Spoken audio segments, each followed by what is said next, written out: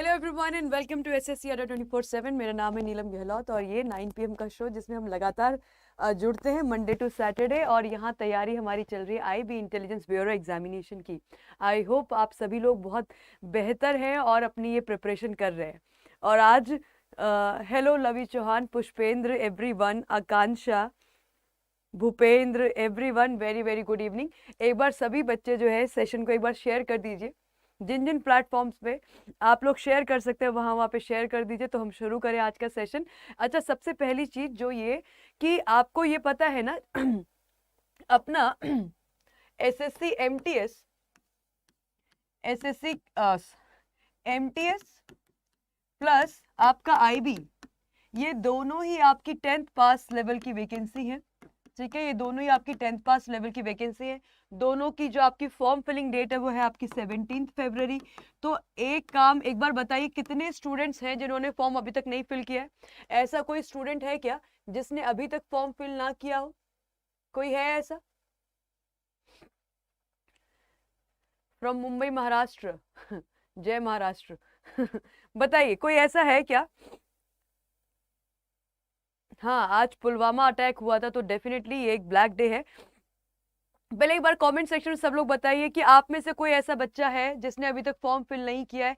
SSC MTS भी आप लोगों को फिल करना है और आईबी तो फिल करना ही करना है।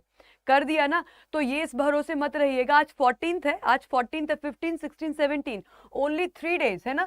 केवल 3 दिन आपके बचे हैं, 3 days टू गो। तो आप प्लीज ऐसा मत करिएगा कोई भी स्टूडेंट कि हम 17 तारीख का वेट कर रहे, 16 तारीख का वेट कर रहे। आपको पता है लास्ट लास्ट में जो है साइट्स बहुत हैवी चलते हैं, सर्वर डाउन होते हैं, तो फॉर्म एक्सेप्ट नहीं हो पाएगा। राइट, तो लास्ट का आपको नहीं करना है, फॉर्म फिल कर दो। जिस भी स्टूडेंट ने नहीं किया है पहले तो आप लोगों को आज फॉर्म फिल कर देना है। डीआरडीओ की क्लासेस भी करवाए ma'am, study in college. DRDO की क्लासेस देखो, डीआरडीओ की क्लासेस आप इसी में ज्वाइन करो और जैसे अपना डीआरडीओ का एग्जामिनेशन आएगा तो अलग से भी क्लास करेंगे, उसका भी टेंशन मत लो। ठीक है, तो सबसे पहली जानकारी, प्लीज फॉर्म फिल कर दो। जितने भी बच्चे आज यहाँ पे मौजूद है या जो बाद में भी देखेंगे, आप लोगों को फॉर्म फिल करने में लेट नहीं करना चाहिए। फॉर्म तुरंत फिल कर दो, आज या कल में अपना फॉर्म भर के इसको साइड कीजिए। ठीक है, आकांक्षा, एसएससी एमटीएस एक अलग फॉर्म निकला है, इसकी वैकेंसी अलग निकली है।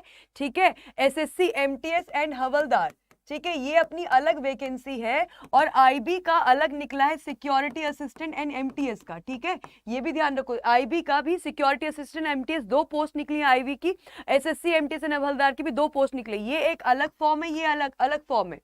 दोनों फॉर्म फिल करने हैं आप लोगों को। ठीक है, very very good evening everyone. चलिए शुरू करेंगे अब आज का सेशन। अब आज के सेशन में क्या है? आज के सेशन में फिर से मल्टीपल चॉइस क्वेश्चंस हैं और आपका जो है सेशन कल से अगेन हमारा क्या होगा, टॉपिक वाइज होने वाला है। कल अपना टॉपिक होगा डायरेक्शंस का। ठीक है, तो फिलहाल आज जो है मल्टीपल चॉइस क्वेश्चंस रहेंगे। ठीक है, चलिए मेरी एक बार फिर से आप लोगों से रिक्वेस्ट है, प्लीज सेशन को शेयर कर दो जहां जहां जिन जिन चैनल पे आप लोग कर सकते हैं सेशन को शेयर। ठीक है, चलिए स्टार्ट करेंगे अब आज के सेशन में क्या है। इसके साथ साथ अगर कोई पहली बार इस सेशन में जुड़ रहा है या इस चैनल पे आ रहा है तो प्लीज सब्सक्राइब करें ताकि आपके पास नोटिफिकेशन आते रहे। साथ ही साथ अड्डा 24/7 एप्लीकेशन को डाउनलोड करना बिल्कुल मत भूलिएगा अगर अभी तक डाउनलोड नहीं किए तो। आएंगे अपने क्वेश्चन पे। पहला क्वेश्चन हमारी स्क्रीन पर है, ये किसी एक कोड लैंग्वेज में सेवियर को लिखा है ये, और आपसे पूछा गया हीटर्स को लिखा है ये, how heights will be written. तो 2 एग्जाम्पल दिए हुए, दोनों एग्जाम्पल में से किसी भी एक एग्जाम्पल को आप चूज करके अपना आंसर निकालने की कोशिश कर सकते हैं। बताइए क्या बनेगा आंसर। पहला क्वेश्चन हमारी स्क्रीन पे है ये।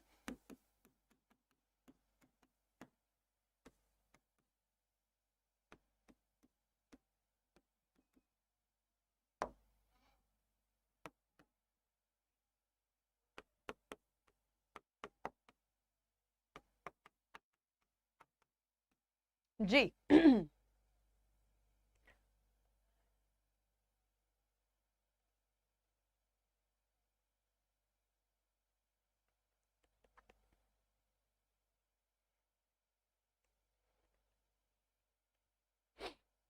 क्या होगा आंसर?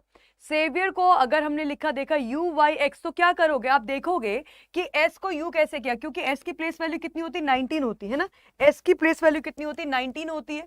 और अगर एस की प्लेस वैल्यू 19 है, एक सेकंड दीजिए,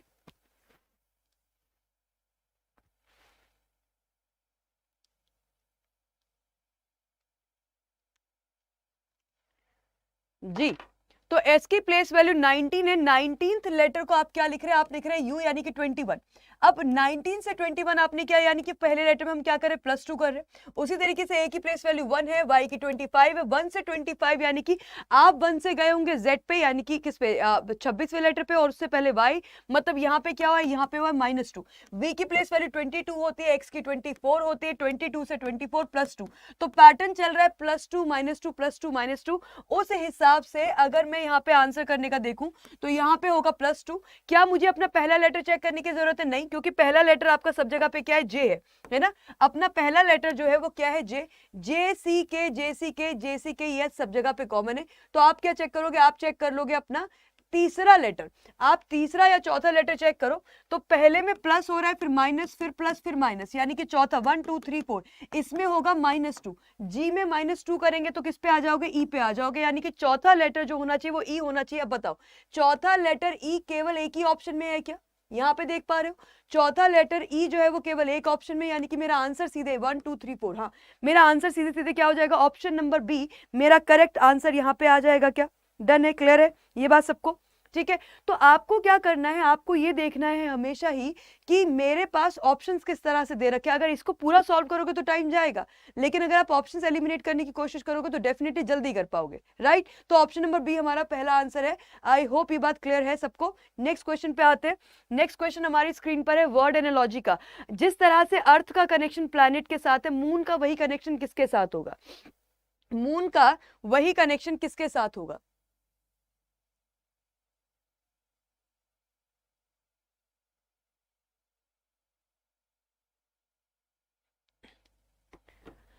अर्थ का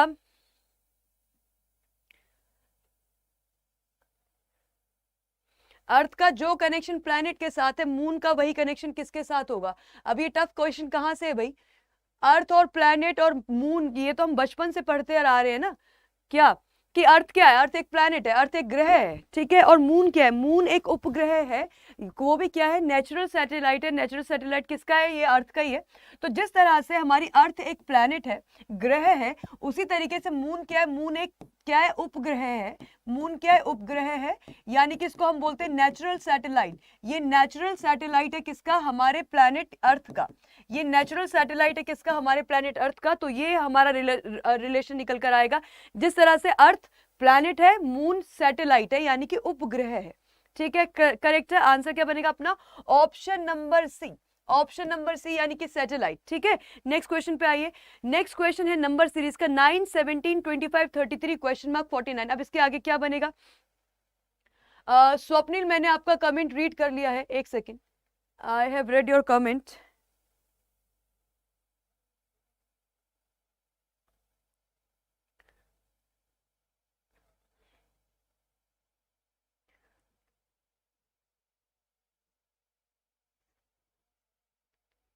जी, क्या बनेगा इसमें आंसर? 9 से 17, 17 से 25, 25 से 33, 33। अभी अब बार बार कमेंट मत करो स्वप्निल, मैंने पढ़ लिया कमेंट आपका। 2 मिनट दे दो, मैं चेक करके आपको बता देती हूँ। तो 9 17 25 33 क्वेश्चन मार्क 49। अब क्या करोगे? नंबर प्लेसेस के बीच का क्या देखोगे? डिफरेंस देखोगे। 9 17 में डिफरेंस कितना है? 25। इसमें कितना है? 33 में कितना है? तो 25 33 का डिफरेंस होता है 8। 17 25 का डिफरेंस भी क्या होगा? आपका 8 ही होगा। 9 17 का डिफरेंस भी क्या होगा आपका? यहाँ पर भी आपके पास 8 डिफरेंस आएगा। करेक्ट है, तो ये भी 8, ये भी 8, ये भी 8। अब अगला भी क्या होना चाहिए? 8। 33 में आप 8 ऐड करोगे तो कितना बनेगा? 41 बनेगा। 41 मेरा कौन सा ऑप्शन है? Option number 1। तो आंसर क्या हो जाता है अपना? ऑप्शन नंबर 1 हमारा करेक्ट आंसर हो जाता है। ठीक है, चलिए नेक्स्ट क्वेश्चन पे आएंगे। लाइक और शेयर, शेयर करते रहो। लाइक तो देखो आप बाद में करना क्लास के, अगर आपको क्वेश्चन क्लास समझ में आती, पसंद आती है तो लाइक लास्ट में करना, लेकिन शेयर कर दीजिए सब लोग। ठीक है, ओके चलिए नेक्स्ट क्वेश्चन पे आते हैं। नेक्स्ट क्वेश्चन हमारी स्क्रीन पर है किसका? फैमिली यानी कि ब्लड रिलेशन का है। इन अ फैमिली ऑफ 6 यानी कि 6 लोगों के परिवार में ए भाई है बी का, ई सिस्टर है सी के हस्बैंड की, एफ जो है फादर है डी का, और ग्रैंडफादर है बी का। How is C related to B? तो बहुत सिंपल सा सोबर सिंपल छोटा सा सवाल है आपका ब्लड रिलेशन का। इसको रीड करो प्रॉपरली और आंसर बताओ क्या हमारा बनेगा। Thank you Durgesh. Thank you Yogesh. और कल से अपनी ये क्लास टॉपिक वाइज होगी। कल का टॉपिक आपका डायरेक्शंस रहेगा। ठीक है, कल का अपना टॉपिक भी क्या रहेगा, डायरेक्शंस रहेगा। बताइए क्या क्या लिखा है यहाँ पे। 6 व्यक्तियों के परिवार में ए बी का भाई है, ई सी के पति की बहन है, एफ डी का पिता है, बी का दादा है, तो सी से बी का क्या रिलेशन होगा। तो सी से बी का रिलेशनशिप आपको बताना है, क्या होगा।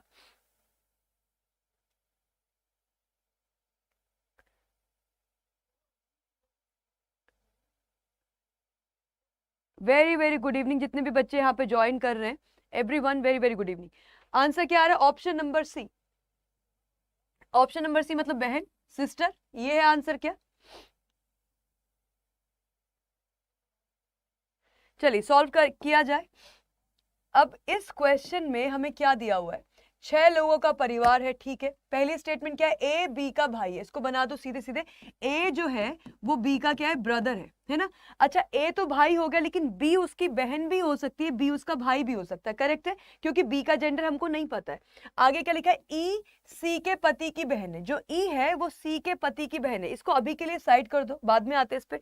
नेक्स्ट पे आ जाओ, एफ जो है वो डी का पिता है और बी का दादा है, जो एफ है वो डी का पिता है और बी का क्या है, बी का दादा है। इसका मतलब यहां पे कहीं पे एफ होगा, क्यों, क्योंकि एफ को क्या बोला गया, एफ को बोला गया है कि ये डी का तो क्या है, फादर है।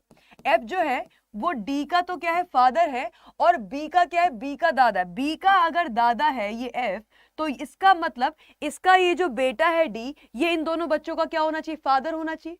क्यों, क्योंकि एफ के बारे में क्या कहा गया, एफ जो है वो डी का पिता है और बी का दादा है। अब बी का दादा है कौन, एफ, और ये एफ ही क्या है, डी का फादर है।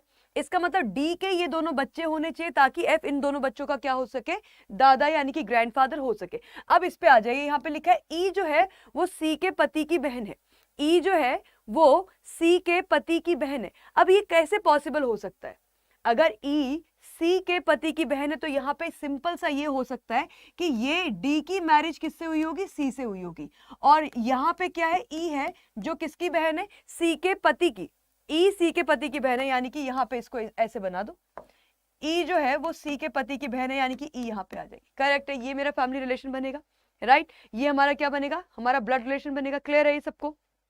अब क्या पूछा इसने, इसने पूछा ये है कि तो सी से बी कैसे संबंधित है, तो सी का रिलेशनशिप क्या होगा बी के साथ, तो ये इनकी क्या है, मदर है ना। सी का रिलेशनशिप क्या होगा बी के साथ, ये इनकी क्या हो जाएगी, मदर हो जाएगी, मदर हो जाएगी। यानी कि आंसर क्या होना चाहिए, मेरा आंसर होना चाहिए ऑप्शन नंबर डी।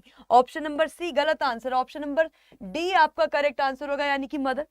क्लियर हो रहा है ये बात सबको, ठीक है। चलिए नेक्स्ट क्वेश्चन पे आया जाए। नेक्स्ट क्वेश्चन हमारी स्क्रीन पे क्या है, नेक्स्ट क्वेश्चन आपकी स्क्रीन पर है, ये 7 है, ठीक है, ये जो नंबर है ये 7 नंबर है। आपके सामने दिया गया है एक डाइस, और इस डाइस में क्या किए गए, इस डाइस को ओपन कर दिया गया है ना, डाइस को ओपन कर दिया गया है, खोल दिया गया है डाइस को। अब बोल रहे कि जब डाइस को आप वापस से बंद करेंगे, इस क्यूब को आप वापस से बंद करेंगे, तो इसमें ये बताना है कि कौन सा नंबर है जो ऑपोजिट होगा किसके, उस फेस के जो नंबर 3 पे है। यानी कि 3 के ऑपोजिट फेस क्या होगा, ये आपसे पूछा गया है। 3 के ऑपोजिट फेस क्या होगा, ये हमसे पूछा गया, बताइए।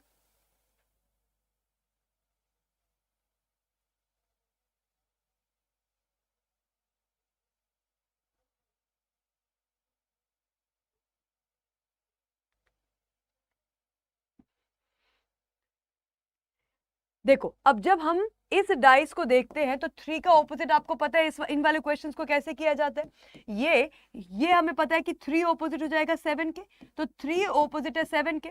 आपको ये भी पता है कि 9 ऑपोजिट है किसके, 1 के, 9 ऑपोजिट है 1 के।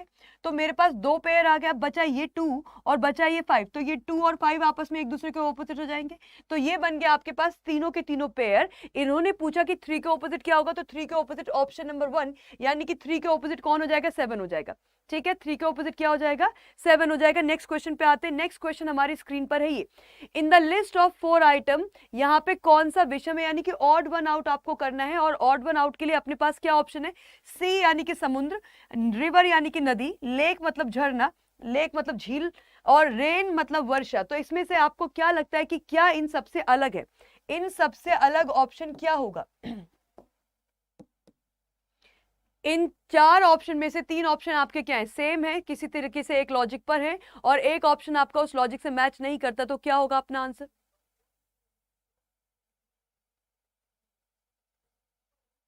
ऑप्शन नंबर डी बिल्कुल। क्यों? क्योंकि बारिश जो होती है वो आसमान से होती है और ये सारी चीजें हमें क्या है, हमारी जमीन पे दिखाई देती है। अगर बात करो समुद्र की, रिवर की, लेक की, तो ये सब चीजें क्या है, ये सारी चीजें जमीन पर होती हैं, ये आसमान से होता है और ये एक तरीके के आइटम है, ये एक अलग है, राइट। और दूसरी बात, इंटेलिजेंस ब्यूरो का जो बैच है वो आपका शुरू हो चुका है 10 फरवरी से।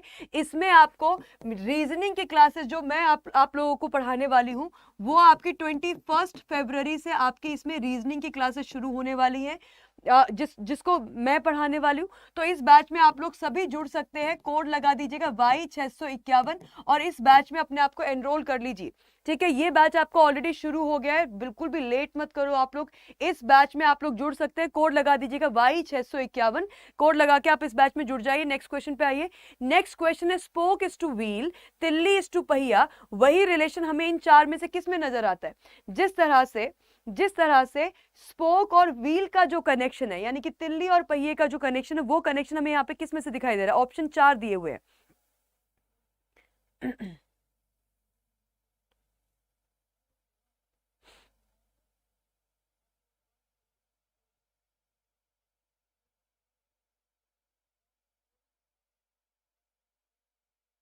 एमटीएस की क्लासेस आपकी चल रही है, अतुल सर उसमें पढ़ा रहे हैं। लेकिन अगर आप यहाँ पे आईबी की तैयारी कर रहे हो तो आईबी और एमटीएस देखो दोनों 10th लेवल वैकेंसी है ना, तो अगर आप यहाँ इस क्लास में आते हो तो आपकी एमटीएस की तैयारी डेफिनेटली हो रही है साथ के साथ, ठीक है। Option number A, very good. देखो हमें ये पता है स्पोक और ये जो लिखा है ना स्पोक और व्हील, क्या है? ये है आपका स्पोक और व्हील। अब इसमें हम जानते हैं ये जो है ना ये वाला जो हिस्सा है ये, इसको हम बोलते हैं स्पोक। हमारे जो भारत का फ्लैग है, फ्लैग में भी बीच में चक्र है ना, तो वो जो चक्र के बीच की जो लाइन होते हैं उनको तिल्ली बोलते हैं, यानी कि उनको क्या बोलते हैं? उनको स्पोक बोलते हैं। और ये आपका क्या है? ये है आपका पहिया यानी कि व्हील, ठीक है। तो हम क्या समझ रहे हैं? हम यहाँ पे रीजनिंग के टर्म्स में देखें तो हमने ये समझा कि जो स्पोक है वो व्हील का पार्ट है ना। स्पोक जो है वो व्हील यानी कि पहिए का पार्ट होती है तिल्ली। इसी तरीके से वर्ड से मिलके बनता है क्या? सेंटेंस। जिस तरह से स्पोक से मिलके पहिया बनता है, उसी तरीके से सेंटेंस के अंदर क्या होते हैं? वर्ड्स, या वर्ड्स से बनकर क्या से मिलकर क्या बनता है? हमारा एक प्रॉपर सेंटेंस बनता है, शब्दों को मिला के एक प्रॉपर वाक्य बनता है। करेक्ट है। तो मेरा आंसर क्या होगा? मेरा आंसर होगा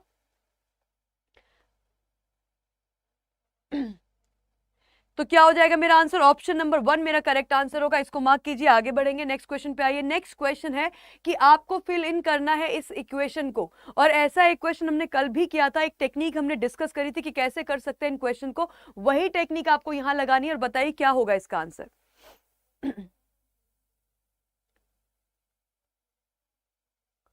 Naresh thank you so much. अगर आप बुक के बारे में पूछ रहे हो तो अभी सेशन के एंड में हम बुक के बारे में बात करेंगे।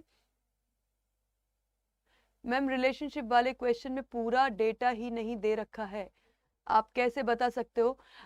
बता सकते हैं देव दुहल स्टडी, क्योंकि हमारे पास जो परिवार में लोग हैं वो 6 ही हैं, ठीक है, इस बेसिस पे बता सकते हैं। जी देखो कल भी एक ऐसा क्वेश्चन हम लोगों ने साथ में किया था, और जब हमने कल ये क्वेश्चन किया था तो वहां पे डिस्कस की थी इस क्वेश्चन को सॉल्व करने की क्या टेक्निक। आपको ये देखना रिपीटिशन कहां पे हो रहा है ना। आप क्या देखोगे? आप देखोगे रिपीटिशन कहां पर हो रहा है। अब देखो जरा, जैसे यहां पे आपको दिखा कि x के बाद क्या दिख रहा है? l दिख रहा है। इस वाले x के बाद भी आप क्या लगा दो? l लगा दो। यहां पे ये l है, इससे पहले क्या xl दिख रहा है, तो इस वाले l से पहले क्या लगा दोगे? x लगा दोगे। तो एक तो आपने क्या कर दिया? xl वाली कहानी पूरी करी। उसके बाद देखो यहाँ पे q से पहले क्या है? p है, तो इस वाले q से पहले क्या कर दो? p कर दीजिए। और सुनो यहाँ पे p आगे, p q साथ में है ना, तो पी क्यू हमने यहां साथ कर दिया, यहाँ पे पी है, यहाँ पे क्या कर दोगे? क्यू कर दोगे। अब जरा ठीक से अगर आप देखते हो तो आपको दिख रहा है ई के बाद क्या आ रहा है? एक्स आ रहा है, तो यहाँ पे एक्स है, इससे पहले क्या आएगा? ई आएगा। यहाँ पे एक्स है, इससे पहले क्या आएगा? ई आ जाएगा।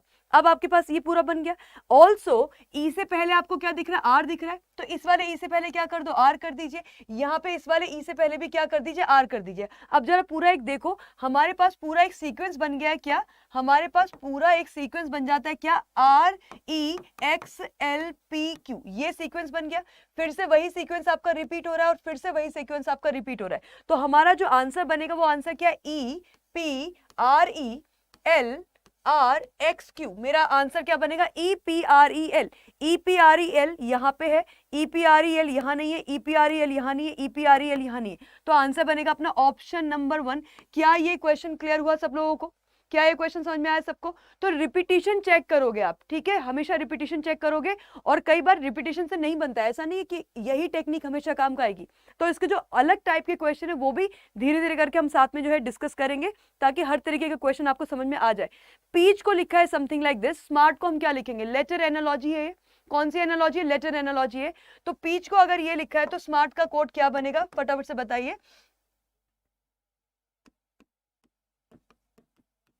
पीच का कोड क्या है? EPAHC। वही चीज हमें क्या करनी? स्मार्ट में करनी। तो क्या बनेगा आंसर?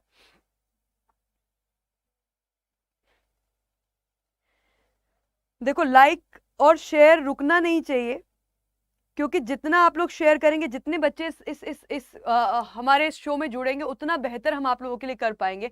तो वो हमारे ऊपर है, बाकी शेयर आप लोगों को करना है, ये जिम्मेदारी आप लोगों को लेनी होगी, और थोड़ा नंबर जो है इसको बढ़ाना होगा।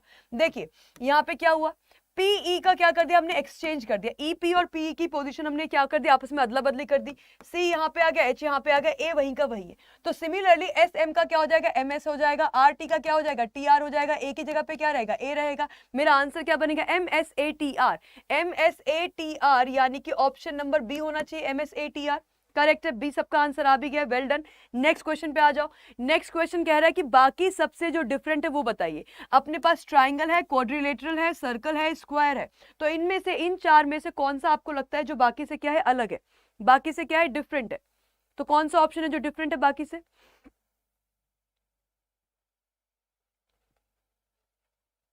ऑप्शन नंबर ट्राइंगल, ये ट्राइंगल हो गया आपका, ये आपका क्वाड्रिलेटरल हो गया, ठीक है, ये आपका सर्कल हो गया, ये आपका स्क्वायर हो गया। अब बताइए कौन सा वाला आपको लगता है कि इन सब में से अलग है?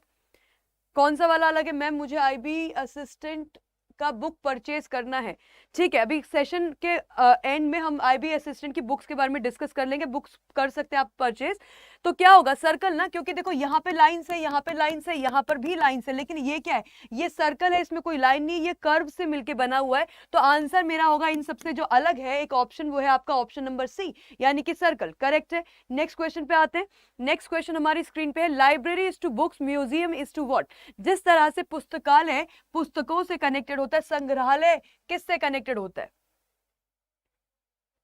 हाँ बताइए, किससे कनेक्टेड होता है?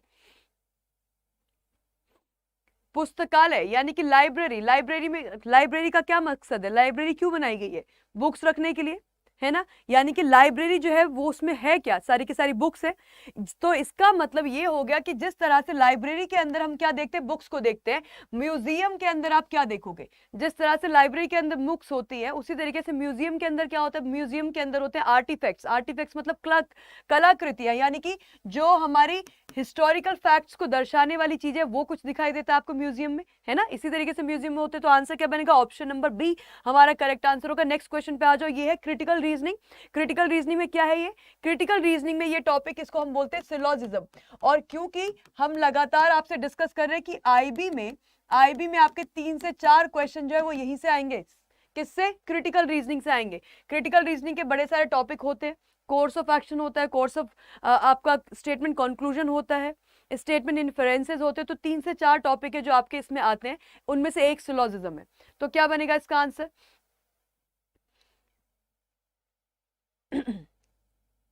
क्या बनेगा अपना इसका आंसर? बताइए।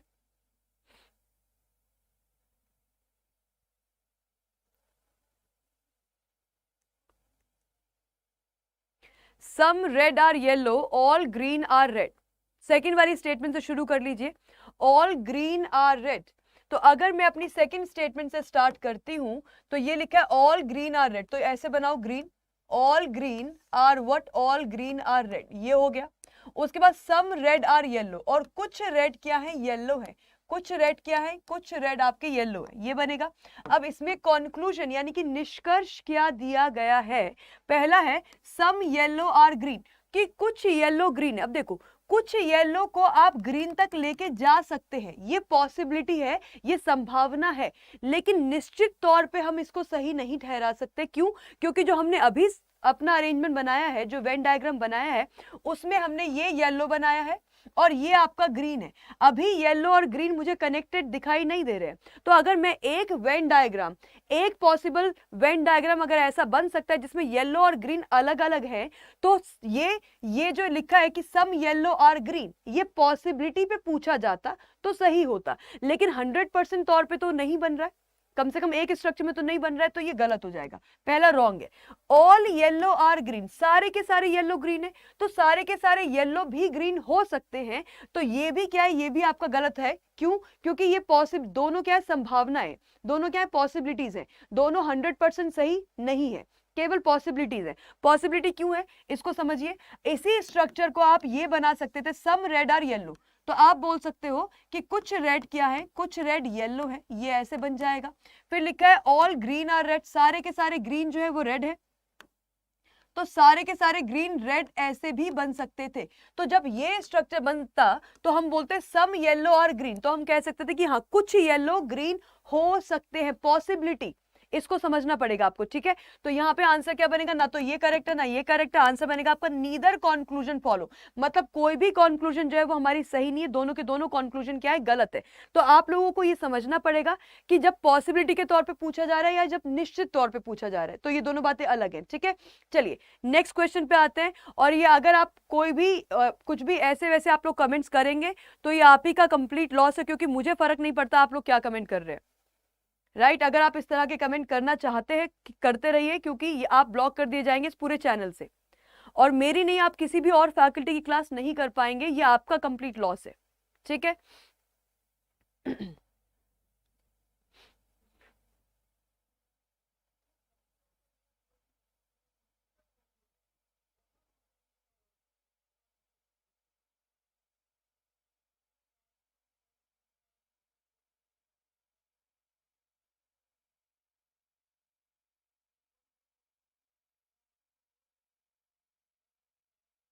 जी क्या होगा आंसर, ऑप्शन नंबर बी। जितने बच्चों ने बोला ऑप्शन नंबर बी बिल्कुल करेक्ट है। क्यों? क्योंकि देखो दो जगह पे आपको ये, यहाँ तो ये हमें पिक्चर मिल ही नहीं पाएगी, है ना, यहाँ तो मिल नहीं पाएगी, इसको हटा दो। इधर पे आपको पिक्चर मिल तो रही है, लेकिन एग्जैक्टली वैसी मिल रही है क्या, नहीं, तो इसको भी हटा दीजिए। यहाँ पर भी मेरे पास दो जगह पे ऐसा एरो तो दिख रहा है, लेकिन ये सिंगल लाइन और यहाँ पे लाइन ही नहीं है, इसलिए इसको हटा दो। जब ये ऑप्शन हटा दिया, ये हटा दिया, ये हटा दिया, तो आंसर ये होना ही चाहिए, ये हमें कंफर्म है। लेकिन कैसे, ये इस तरह से ये बन रहा है आपका आंसर करेक्ट है। तो हमारा आंसर एग्जैक्टली कहाँ मिल रहा है, ऑप्शन नंबर बी में। तो अपना आंसर क्या बन जाएगा, ऑप्शन नंबर बी हमारा बन जाएगा करेक्ट आंसर। नेक्स्ट क्वेश्चन पे आ जाओ। Rectangle is to line, circle is to what. जिस तरह से आयत रेखा से कनेक्टेड है, वृत्त वही चीज जो है किससे कनेक्टेड होगा। अगेन फिर से आपके पास क्या वर्ड, देखो आईबी के पेपर में ना आपके पास वर्ड एनालॉजी ज्यादा आएगी। हमने कल भी डिस्कस किया था ये बात, क्यों आएगी, क्योंकि जीके बेस्ड होता है ना आईबी, तो आपके जनरल नॉलेज जो है चेक की जाएगी ज्यादा से ज्यादा आईबी के एग्जाम में, रीजनिंग के पेपर में भी। तो रेक्टेंगल लाइन का जो रिलेशन है सर्कल का, वही रिलेशन किसके साथ होगा, बताइए। देखो मैं तो चाहती नहीं हूं कि ब्लॉक करूं, लेकिन अगर इस तरह का ही कमेंट करेंगे तो ब्लॉक ही करना पड़ेगा, कोई और इन्होंने ऑप्शन छोड़ा नहीं है। क्या होगा आंसर, आंसर आप लोग बता रहे ऑप्शन नंबर बी, ये बता रहे हो क्या, ऑप्शन नंबर बी ये है आंसर क्या,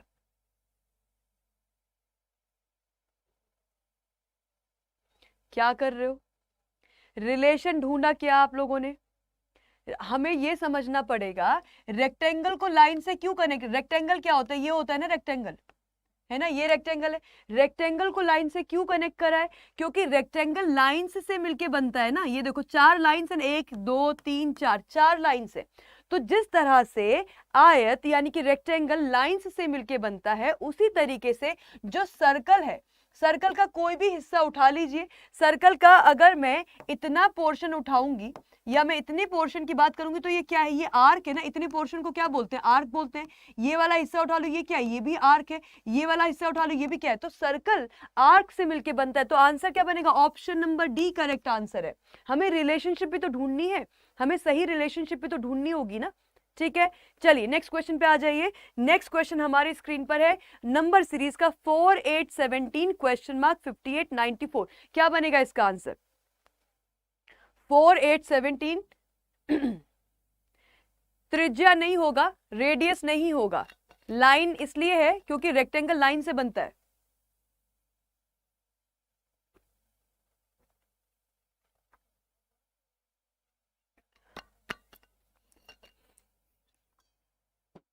क्या बनेगा अपना आंसर? 4 8 17। अब 4 और 8 के बीच का डिफरेंस कितना है? 4 है। 8 और 17 के बीच का डिफरेंस कितना है? 9 है। यहां पे हमें पता नहीं, क्वेश्चन मार्क लगा दिया। अब ये हो गया, यहां पे देखो डिफरेंस कितना निकल के आएगा, ये निकल कर आएगा आपका 6 और ये आ जाएगा आपका कितना? 36, ठीक है। अच्छा अगर ये 4 है तो इसको हम 2 का स्क्वायर बोल सकते हैं, ये 9 है तो इसको आप 3 का स्क्वायर बोल सकते हैं। इसका मतलब यहाँ पे क्या होना चाहिए? 4 का स्क्वायर होना चाहिए। 4 का स्क्वायर मतलब कितना? 25 होना चाहिए। और उसके बाद क्या आएगा?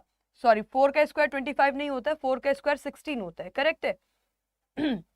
यानी कि यहाँ पे 16 आएगा, उसके बाद 25 आएगा, मतलब 5 का स्क्वायर और फिर 6 का स्क्वायर। अब देखो तो 4 में 4 जोड़ा 8 आ गया, 8 में 9 ऐड किया 17 आ गया, 17 में 16 ऐड करोगे तो कितना बनेगा? 33 बनेगा, ठीक है। 17 में 16 ऐड करेंगे तो 33 आएगा, और फिर 33 में आप 25 ऐड करोगे तो क्या बन जाएगा? 58 बन जाएगा। तो हमारा जो डिफरेंस है वो क्या है? वो है स्क्वायर नंबर्स। अपने कॉन्जिक्यूटिव स्क्वायर नंबर है, 2 का स्क्वायर, 3 का स्क्वायर, 4 का, 5 का, 6 का। तो मेरा आंसर क्या आना चाहिए? 33। 33 मतलब option number B answer correct होगा क्या? ऑप्शन नंबर बी अपना करेक्ट आंसर होगा, ठीक है, राइट। चलिए नेक्स्ट क्वेश्चन पे आ जाइए। नेक्स्ट क्वेश्चन हमारी स्क्रीन पे क्या है? 37। अच्छा ये क्या कर दिया इन्होंने, यहाँ पे जो हमारा इक्वेशन वाला क्वेश्चन होता था ना, जिसको हमें किसी नंबर के सामने प्रूव करना था, उस इक्वेशन को कुछ डिफरेंट सिंबल के साथ दिया गया है, जिसमें बोला है कि लेस देन का मतलब है माइनस, तो लेस देन की जगह पे क्या लगा दीजिए? माइनस लगा दीजिए। ग्रेटर देन का मतलब क्या है? प्लस है, तो ग्रेटर देन की जगह पे क्या लगाना है? प्लस लगाना है। डॉलर का मतलब है डिवीजन, तो डॉलर की जगह पे क्या कर दीजिए? डिवीजन का साइन लगा दीजिए। अब पूरी इक्वेशन को आपको सॉल्व करके बताना है कि इसका जो है रिजल्ट निकल कर क्या आएगा, है ना, जो है अपना रिजल्ट क्या निकल कर आएगा।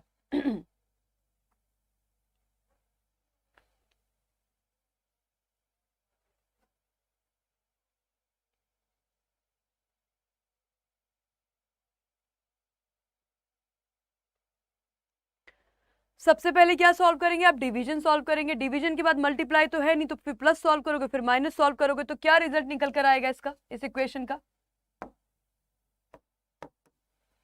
165 डिवाइड बाय 3 कितना बनेगा? ये 5 और 5 55 टाइम्स जाएगा क्या?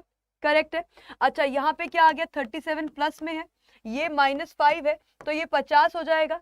50 और 30 80, 80 और 7 87, मतलब आंसर क्या बनेगा अपना? ऑप्शन नंबर 1 बनेगा क्या? आंसर क्या? 72। 72 आंसर नहीं, आंसर क्या अपना? ऑप्शन नंबर ए, यानी कि 87 आंसर होगा, करेक्ट है। 87 क्या होगा? आंसर होगा, सही है, ठीक है। तो ये बहुत इजी सवाल था, कैसा था? बहुत ही इजी। चलिए नेक्स्ट क्वेश्चन पे आते हैं। नेक्स्ट क्वेश्चन है आपकी स्क्रीन पे कुछ इस तरह से, यहाँ पे बताया जा रहा है आपको कि ये जो डिफरेंट डिफरेंट सिंबल्स हैं, ये डिफरेंट डिफरेंट चीजें जो हैं बताते हैं, रिप्रेजेंट करते हैं। जैसा कि क्या लिखा है? Triangle represents yellow coloured vehicle, यानी कि ये जो ट्राइंगल है ये क्या बताता है? ये बताता है जो येलो कलर के व्हीकल है, येलो व्हीकल जो है वो बताता है क्या? आपका ट्राइंगल। उसके बाद क्या है? रेक्टेंगल बताता है क्या? कार्स। और सर्कल बताता है डीजल व्हीकल। तो रेक्टेंगल बता रहा है आपका कार्स, ये जो रेक्टेंगल है ये क्या बताता है? ये बताता है कार्स। और जो आपका सर्कल है वो बता रहा है डीजल वाले व्हीकल्स। जो सर्कल है वो क्या बताता है? वो बताता है आपका डीजल वाले व्हीकल्स। ये है आपका सर्कल, ये क्या बता रहा है? ये बता रहा है डीजल वाले जो भी व्हीकल्स है, ठीक है। अब हमसे पूछा क्या गया? यहाँ पे पूछा गया है आपसे कि select the letter that represents diesel cars that are not yellow। हमें बताना है डीजल कार, यानी कि हमें क्या चाहिए? हमें सर्कल चाहिए, डीजल कार चाहिए, लेकिन डीजल के साथ साथ हमें कार्स चाहिए। कार्स क्या है? कार्स आपके हैं रेक्टेंगल, तो डीजल और कार आ गए। लेकिन आपको येलो नहीं चाहिए, दैट आर नॉट येलो, मतलब आपको ट्राइंगल नहीं चाहिए, तो ट्राइंगल को आपको बिल्कुल हटा देना, ट्राइंगल वाला एक भी लेटर आपको नहीं चाहिए। अब क्या करोगे, सर्कल और रेक्टेंगल का कॉमन हिस्सा कौन सा है, ये केवल सर्कल में है तो ये आंसर नहीं हो सकता, ये केवल रेक्टेंगल में इसलिए ये आंसर नहीं होगा, तो केवल ये एफ वाला पोर्शन जो है ये मेरा आंसर बनेगा। क्यों? क्योंकि ए भी आंसर बन सकता था, लेकिन एक इसमें आ गया, ट्राइंगल में आ गया, तो केवल मेरा आंसर क्या बनेगा, एफ बनेगा। एफ मतलब ऑप्शन नंबर बी मेरा करेक्ट आंसर बन जाता है। Well done, very good. Next question पे आ जाओ। नेक्स्ट क्वेश्चन आप लोगों के स्क्रीन पे है सर्कुलर सीटिंग अरेंजमेंट का। क्या लिखा है, 6 व्यक्ति हैं, 6 व्यक्ति एक सर्कुलर टेबल के चारों ओर केंद्र की तरफ फेस करके बैठते हैं, यानी कि इसका सर्कल बनाओगे कैसे, ये बन जाएगा आपका सर्कल। कितने लोग हैं, 6 लोग हैं, तो 1 2 3 4 5 6, 6 लोग हो गए। सबके सब सेंटर की तरफ देख रहे हैं, तो सबके सब सेंटर की तरफ अगर देखेंगे तो सबका राइट जाएगा कैसे, सबका राइट जाएगा एंटी क्लॉकवाइज, सबका लेफ्ट जाएगा कैसे, क्लॉकवाइज। अब बनाइए इसका बाकी का जो है हिसाब किताब।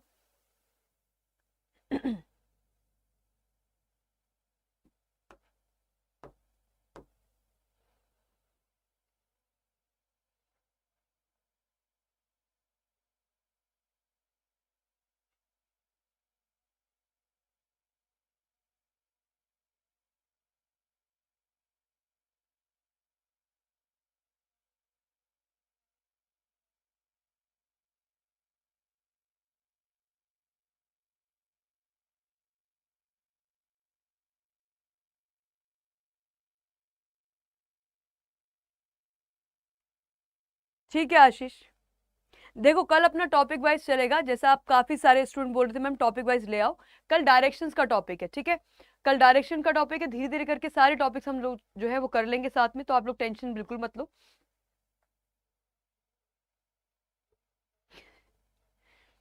अब ये देखो मैम, मुझे यही क्वेश्चन क्यों नहीं समझ में आता, अब ये तो आप अपने आप से पूछिए, कोई बात नहीं, अब इसकी क्लास हो जाएगी ना तो समझ में आ जाएगा। अच्छा देखिए, अब इसको फटाफट से समझेंगे, मैं कोशिश करूंगी कि आप लोगों को सबको बहुत अच्छे से समझ में आ जाए। 6 लोग हैं अपने पास, ठीक है, 1 2 3 4 5 6, एक सर्कल ये बनाओ, एक और सर्कल बना लो, 1 2 3 4 5 6। अब जरा देखो पहली लाइन हमें क्या दे रखी है, पहली लाइन आपको दे रखी है, मैं पढ़ के बताती हूँ इंग्लिश में और हिंदी में अपने पास लिखा ही है, P sits second to the right of S। जो P है वो S के सेकंड राइट में बैठता है, यानी कि S को जहां पे बैठाओगे उसके दूसरे पोजीशन पे राइट साइड में कौन बैठा है, P बैठा है। अगर मैंने यहां पर S को बैठाया, एस और सभी व्यक्ति क्या फेस कर रहे हैं, सेंटर की तरफ फेस कर रहे हैं। जब आप सेंटर की तरफ फेस करके बैठते हो, जैसे आप ऐसे इमेजिन कर लो कि आपके सामने एक सर्कुलर टेबल जो है पड़ी हुई है और आप टेबल के चारों तरफ पूरा परिवार बैठा हुआ है, तो अगर आप टेबल के चारों तरफ बैठ के खाना खा रहे हैं तो आपका राइट जाता है कैसे, एंटी क्लॉक, एक बार जरा सोचिए, और लेफ्ट कैसे जाएगा, क्लॉकवाइज। सारे सदस्यों का, सब लोगों का राइट क्लॉकवाइज, एंटी क्लॉकवाइज, मतलब राइट सबका चलने वाला कैसे, एंटी क्लॉकवाइज, लेफ्ट सबका चलने वाला कैसे, क्लॉकवाइज। अब इसके बेसिस पे हम सॉल्व करेंगे। पहली स्टेटमेंट क्या है, पी जो है वो एस के दाएं से दूसरे स्थान पर, एस को अगर मैंने यहां रखा तो एस के दाएं में पहला स्थान ही है, एस के दाएं में पहला स्थान ये, यहाँ पे कौन आ गया, यहाँ पे पी आ गया, करेक्ट है, इतनी बात सबको क्लियर हो गई। उसके बाद लिखा है कि यू आर के सम्मुख बैठा, यानी कि यू जो है वो आर के सामने बैठता है, डायगोनली ऑपोजिट है, तो इसको साइड पे लिख लो कि यू और आर जो है एक दूसरे के आमने सामने है, ऑपोजिट है, या मैं बोलूं डायगोनली ऑपोजिट है, राइट, या डायमेट्रिकली ऑपोजिट है। फिलहाल ये U और R वाली कंडीशन कहां कहां लग सकती है, एक बात बताइए, अगर मुझे U और R को आमने सामने बैठाना है तो U और R वाली कंडीशन यहां नहीं लग पाएगी क्योंकि यहां पे S बैठा है, यहां नहीं लग पाएगी क्योंकि यहां पे P बैठा है। तो एक बात बताओ, U और R के लिए यही जगह तो बच गई, आमने सामने बैठाना है ना अपने U और R को, तो यही एक पॉसिबिलिटी है। तो यहाँ पे या तो U होगा या फिर R होगा, यहाँ पे या फिर R होगा या U होगा। ये बात समझ में आ गई सबको? इसको मैं दोबारा बताऊं क्या, इसी बात को मैं दोबारा बताऊं, यहाँ पे ये लिखा है देखो साफ साफ कि यू आर के सम्मुख बैठा है, इसका मतलब है कि यू और आर एक दूसरे के ऑपोजिट बैठे हैं, आमने सामने बैठे हैं। इसी को हम दूसरी भाषा में बोल सकते हैं डायमेट्रिकली ऑपोजिट बैठे हैं, या ऑपोजिट बैठे हैं, या डायगोनली ऑपोजिट बैठे, तीनों वर्ड्स का यूज होता है। तो यू और आर को आमने सामने बैठाने के लिए चाहिए, अगर मैं यहाँ पे U और R को रखूं तो इसके सामने S की जगह भरी हुई है, यहाँ पे S बैठा हुआ है, यहाँ पे R या U आ नहीं पाएगा। अगर मैं यहाँ रखने की कोशिश करूं तो नहीं हो पाएगा, क्यों? क्योंकि यहाँ पे P आ गया। तो U और R को बैठने का केवल एक ही जगह जो है बच जाती, कौन सी? ये वाली। हाँ, अभी हमें ये नहीं पता है कि यहाँ पे U आएगा या यहाँ पे R आएगा और वाइस वर्सा, वो हमें अभी पता नहीं है, उसको छोड़ दीजिए, आगे बढ़ो। आगे लिखा है कि T जो है वो P का निकट के पास बैठता है। जो T है P के पास बैठता है। अगर T P के पास बैठता है, देखो P को आपने यहां रखा है, P के पास यहाँ तो यहाँ पे R आएगा या U आएगा, ये जगह का तो भर गई है, या तो R या फिर U। लेकिन फिर बोला है कि T जो है वो P के पास में बैठता है, तो T को आप यहाँ रखेंगे। कहाँ रखेंगे? T को आप यहाँ रखेंगे, यही पॉसिबिलिटी बची। यहाँ पे कौन आ जाएगा? T आ जाएगा, ये डन हो गया। उसके बाद नेक्स्ट स्टेटमेंट है, यदि Q S के पास बैठता है तो, अगर Q जो है वो S के पास बैठता है तो Q को S के पास आप ऐसे बैठाओगे, यहाँ पे Q आ जाता है। उसके बाद इन्होंने पूछा ये है, तो P के दाएं से दूसरे स्थान पर कौन है? अब P है यहाँ पे, P क्या फेस कर रहा है? सेंटर फेस कर रहा है। P अगर सेंटर फेस करेगा तो ये पहला राइट है, ये दूसरा राइट है। तो P के राइट से दूसरे नंबर पे कौन है? या तो U है या फिर R है। तो मेरा आंसर देखो, अब देखो यहाँ पे देखिए, अगर मैं P के सेकंड राइट की बात करूं तो कौन है? या तो U है या फिर R है। यहाँ ऑप्शन में U दिया ही नहीं है, यहाँ ऑप्शन में U दिया ही नहीं, तो आप आंसर क्या मार्क कर दोगे? आंसर आप मार्क कर दोगे ऑप्शन नंबर A, यानी कि R। Well done. ऑलरेडी बहुत सारे बच्चों ने जो है आंसर किया है R, वेरी गुड। जिसने भी आंसर किया है R, वेल डन। ठीक है, क्लियर हुआ ये क्वेश्चन? ठीक है, सबको क्लियर हुआ ये क्वेश्चन? तो इस तरीके से सीटिंग, अब ये दिखने में लगते हैं क्वेश्चन बहुत टफ और बहुत बड़े से, लेकिन क्वेश्चन आसान होते हैं। बाकी जब हम सीटिंग अरेंजमेंट की क्लास करेंगे तो आपको और बेहतर तरीके से सारे के सारे क्वेश्चन जो है समझ में आ जाएंगे। ठीक है, चलिए नेक्स्ट क्वेश्चन पे आते हैं। क्या बचा है? नेक्स्ट क्वेश्चन आपका क्रिटिकल रीजनिंग का एक और क्वेश्चन बचा है। टाइम हमारे पास कितना हो रहा है अभी? 9:45। तो चलिए एक क्वेश्चन मैं आप लोगों को आज दूंगी होमवर्क के लिए, ये वाला। इसका एक बार फटाफट से स्क्रीनशॉट ले लीजिए। कल क्लास हमारी यहीं से शुरू होगी, एक बार सब लोग इसका स्क्रीनशॉट ले लो और सोचना इस क्वेश्चन को, क्योंकि ये क्वेश्चन करने की आपको आदत थोड़ी सी तो डालनी पड़ेगी। एग्जाम में 3 से 4 क्वेश्चन आएंगे और बहुत आसान होते हैं ये क्वेश्चन, बहुत ही आसान। तो एक बार इसका स्क्रीनशॉट ले लो और कॉमेंट सेक्शन में बताना मुझे कि क्या लगता है आपको इसका सही आंसर होगा। ठीक है, फटाफट से। ठीक है, तो एक तो ये हो गया, इसका स्क्रीनशॉट लो, इसका आंसर मुझे कमेंट सेक्शन में आप लोग बताना। इसके साथ साथ जैसा कि मैं आपसे इससे पहले भी बोल रही थी कि अपना जो है IB का बैच जो है शुरू हो चुका है। ये आपका SSC MTS का बैच शुरू हो चुका है और ये अपना IB का बैच शुरू है। इसमें 21 फरवरी से आपको मेरी क्लासेस भी मिलेंगी। 21 फरवरी से इसमें रीजनिंग जो है वो मेरी क्लास आप लोगों को मिलेगी, उसकी भी टेंशन मत लो। SSC MTS हवलदार का बैच शुरू हो चुका है। इन दोनों बैचेस में आप जुड़ने के लिए, जो बच्चा MTS की तैयारी कर रहा है वो MTS वाला बैच ले ले, और जो बच्चा IB की तैयारी कर रहा है वो IB के बैच के साथ जुड़ सकता है। कोड लगाना मत भूलना, Y651। क्या कोड लगाओगे? Y651 कोड लगाइए और इन बैचेस के साथ आप जुड़ सकते हैं। इसी के साथ साथ ये आपकी करंट अफेयर्स की बुक है जो कि आपको पड़ेगी 99 रुपीज की। इसको भी आप परचेज कर सकते हैं अपनी करंट अफेयर्स की तैयारी करने के लिए, क्योंकि इस बुक में आपको सारी चीजें बड़ी तसल्ली से बेहतर तरीके से प्रेजेंट की गई है और एग्जाम में इससे डेफिनेटली आपके 7 से 8 क्वेश्चन बनेंगे, क्योंकि ये बुक जो है ये आपकी आशुतोष सर की करंट अफेयर्स का निचोड़ है। तो कहीं ना कहीं डेफिनेटली ये इंपॉर्टेंट है। और इस बुक को लेने के लिए आप क्या कर सकते हो? Y651S कोड लगाना, Y651X651S। साथ ही साथ आपका SSC महापैक डबल वैलिडिटी क्योंकि चल रही है, तो अगर आप ये इस तरह के स्टूडेंट है कि आपको आज एक SSC MTS का एग्जाम देना है, कल के दिन आपको CHSL लिखना है, फिर CGL भी आपको देना है। अगर आप बहुत सारे एग्जाम्स की तैयारी कर रहे हैं, अगर आप ग्रेजुएट हैं, अगर आप 12th पास है, तो उन बच्चों को मैं रेकमेंड करूंगी कि बेहतर होगा कि आप SSC के महापैक से जुड़ जाइए, क्योंकि SSC के महापैक में ये सारे एग्जाम्स कवर होंगे, इनकी लाइव क्लासेस कवर होंगी, एग्जाम्स कवर होंगे, इनकी टेस्ट सीरीज आपको मिलेगी, इनकी बुक्स आपको मिलेंगी, हर कुछ आपको SSC के महापैक में मिलेगा। और ये आप इसके साथ जुड़ने के लिए आपको क्या यूज करना है? Y651 यानी कि Y651 कोड का इस्तेमाल करना और SSC महापैक के साथ जुड़ सकते हो। इसके साथ साथ जो बच्चे जानना चाहते हैं कि कैसे हमें ये परचेज करना है, जैसे अभी कुछ बच्चे बोल रहे थे मैम बुक्स हमें लेनी है IB की, तो क्या करिएगा आप जाइए गूगल पे सर्च कीजिए अड्डा 247। जैसे आप सर्च करेंगे ये इस तरह का आपके सामने एक पेज खुलकर आएगा और इस पेज में मैम मेरी बुक अभी तक नहीं आई है, जिन बच्चों ने बुक्स ऑर्डर करी हैं और नहीं आई है, 1 से 1.5 हफ्ते का समय लगेगा। ठीक है, 1 से 1.5 हफ्ते का समय लगेगा, उतना टाइम दे दो और फिर आपके घर पे जो है बुक पहुंच जाएगी। ऑल कोर्सेज में जाइए, ऑल कोर्सेज में जाइए और यहाँ पे करोगे आप एसएससी पे क्लिक। एसएससी पे क्लिक करने के बाद आपको क्या करना है, आपको जाना है कहाँ पे, आपको जाना है आईबी सिक्योरिटी असिस्टेंट पे, यहाँ पे जाइए और आईबी सिक्योरिटी असिस्टेंट की जितनी भी चीजें हैं वो सब आपको यहाँ पे अवेलेबल है।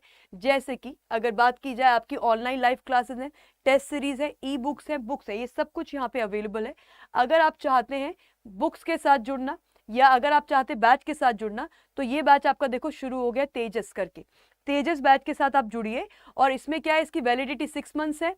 केवल 500 सीट्स हैं इस बैच में और क्योंकि केवल 500 सीट्स है, ऑलरेडी बैच 10 तारीख को शुरू हो गया था, आज 14th है, आपके 4 दिन ऑलरेडी जा चुके हैं, तो बिल्कुल भी लेट मत करना, इस बैच के साथ जुड़ जाइए। बाय नाउ पे जाना, बाय नाउ पे जाके आपको लगाना है कूपन कोड और ये बैच की अमाउंट आपकी रिड्यूस हो जाएगी कूपन कोड लगाते ही। क्या कोड लगाओगे, Y651 लगाइए, अप्लाई कर दो। अप्लाई करके देखो ये क्या बन रहा है, ये बन रहा है आपका कितना, 919 का पड़ेगा ये बैच। कितने का पड़ेगा, 919 रुपए का आपको ये बैच पड़ेगा। लेकिन ये अमाउंट आपकी 919 से और कम हो जाएगी, कितनी हो जाएगी, 850 करीब हो जाएगी जब आप इसको कहां से परचेज करोगे, अड्डा की ऐप से परचेज करोगे। अड्डा की ऐप से जाके लोगे तो पता है क्या करना, जो कॉइन्स मिलते हैं ना आप लोगों को, क्विज सॉल्व करने पे कॉइन्स मिलते हैं या जब आप एप्लीकेशन को डाउनलोड करते हो तो आपको फ्री कॉइन्स मिलते हैं, तो वो जो कॉइन्स है ना वो कॉइन्स लगा देना और ये बैच आपको 919 की जगह 850 का पड़ जाएगा। इसके साथ जुड़ जाइए, कोड लगाना मत भूलना, कोड लगाओगे तभी डिस्काउंट मिलेगा। Y651 आप लोगों को कोड लगाना है और बैच के साथ जुड़ जाना है, ठीक है। अब इसमें दूसरी एक और चीज है, जो बच्चे बोल रहे हैं मैम हमें आईबी की बुक्स जो है चाहिए आईबी की तैयारी के लिए, तो बुक्स के लिए आप क्या करोगे, यहीं पे वापस एसएससी पे जाइए, आईबी सिक्योरिटी असिस्टेंट पे जाइए, यहाँ देखो बुक्स लिखी हुई है, इन बुक्स में आप क्लिक कीजिएगा, बुक्स पे आप क्लिक कीजिएगा और बुक्स पे क्लिक करके आपको मिल जाएगा क्या, ये देखो वार्षिकी वाली बुक मैं अभी आपको पहले बता चुकी हूँ, ये 120 नहीं आपको 99 कुछ की ये बुक मिल जाएगी। उसके बाद आईबी सिक्योरिटी असिस्टेंट की एक नई बुक अभी लॉन्च हुई है जिसकी लॉन्चिंग 3-4 दिन पहले हमने की भी थी, ये बुक अवेलेबल है। बट मैं सजेस्ट आप लोगों को करूंगी कि अगर आप बुक्स लेना चाहते हैं तो फिर प्रॉपर सेट लीजिए ताकि आपके बाकी सारे एग्जाम की भी इक्वल तैयारी हो जाए। जैसे कि अगर हम इन बुक्स पे आए, ठीक है, अगर आप इस बुक पे आओगे, ये हिंदी में बुक्स हैं, ये वाली बुक्स आपकी इंग्लिश में भी है। इसमें क्या क्या है देखो, इसमें 5 बुक्स है, अगर आप ठीक से देख पा रहे हो तो इसमें आपको मिलेंगी कितनी बुक्स, 5 बुक्स आपको मिलेंगी, 5 बुक का सेट है। क्या क्या बुक है, एक रीजनिंग की बुक है, एक क्वांट की बुक है, क्वांट की 2, मैथ्स की 2 बुक है, एक अर्थमेटिक वाली है, एक एडवांस वाली है, इंग्लिश की बुक है और जनरल अवेयरनेस की बुक है। ये सारी बुक्स आपको मिलेंगी कितनी प्राइस में, ये प्राइस रिड्यूस हो जाएगी। और हर जो आपकी एक्सरसाइज होगी उसमें 3 लेवल होंगे, एक बेसिक लेवल एक्सरसाइज होगा, एक मीडियम लेवल होगा और एक आपका एडवांस लेवल होगा, ताकि आप हर लेयर पे क्वेश्चन को प्रैक्टिस कर पाए, राइट। इसके साथ साथ हर क्वेश्चन का आपको डिटेल सॉल्यूशन मिलेगा, 100% solution with detail example, detail explanation, और साथ ही साथ बुक्स जो है वो डिजाइन की गई है एक्सपर्ट्स द्वारा और सबके सब लेटेस्ट पैटर्न पर आधारित है, तो ये बहुत बड़ी बात है। इन बुक्स के लिए आपको क्या करना होगा, आपको जाना है कहाँ पे, यहाँ पे बाय नाउ पे क्लिक कीजिए और बाय नाउ पे क्लिक करके अपना कोड आप लगा दो। कोड क्या लगाओगे, एस कोड लगाओगे, Y651S, ठीक है, Y651X लगा के अप्लाई कर दो। ये कितने का पड़ रहा है, 1161 का पड़ रहा है, ठीक है। क्या करोगे, 1161 का पड़ रहा है। तो ये बुक्स जो है आप बड़े बिना किसी डाउट के आप इन बुक्स के साथ जुड़ सकते हैं, क्योंकि ये बुक्स जो है कहीं ना कहीं आपको हर एक एग्जाम में आपको हेल्प करेंगे। एमटीएस की तैयारी करो उसमें हेल्प करेंगी, सीएचएसएल की तैयारी करने वाले उसमें हेल्प करेंगी, आईबी की तैयारी में तो करेंगी, आगे आप कोई भी एग्जाम लिखोगे, जो दिल्ली पुलिस की तैयारी करो तो उसमें हेल्प करेंगी। तो कहीं ना कहीं बुक्स आपके लिए डेफिनेटली इंपॉर्टेंट है। तो इसके साथ हम आज का सेशन यहाँ पे ओवर करेंगे। आई होप हम सबको ये सेशन जो है समझ में आया और आपको ये सेशन जो है फायदा कर रहे। कल की क्लास में याद रखना कि कल की क्लास में हम क्या करने वाले, डायरेक्शंस करने वाले, ठीक है। तो कल से हम वापस से आ जाएंगे अपने टॉपिक बेस पे, ठीक है। तो कल से हम जो है इन डायरेक्शंस के टॉपिक से स्टार्ट करेंगे वापस से, अपनी प्लेलिस्ट फिर से हमारी जो है टॉपिक वाइज बननी शुरू हो जाएगी। तो इसी के साथ thank you everyone, thank you so much. अगर आप लोगों को ये सेशन पसंद आ रहा है तो प्लीज लाइक कीजिए, शेयर कीजिए। Good night.